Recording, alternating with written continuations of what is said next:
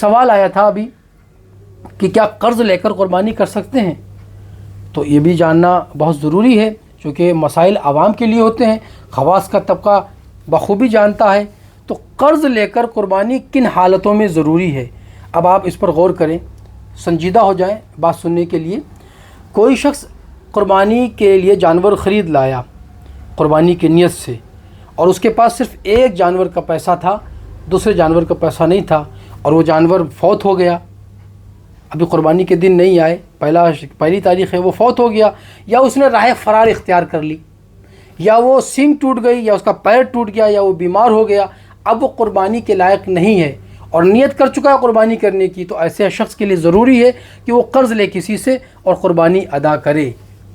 اب وہ قرض لے کر قربانی کرے تو اس کے اوپر قربانی واجب ہے۔ اگر وہ اہل نہیں تھا، غریب تھا، نیت نہیں کی اس نے، تو کوئی قربانی نہیں۔ لیکن جب نیت کر لی، جانور لے آیا، جانور فرار ہو گیا یا فوت ہو گیا، تو اب قرض لے کر قربانی کرنا اس پر واجب ہے۔ اسی طرح سے بڑے جانور میں جس کو بدنا کہا جاتا ہے،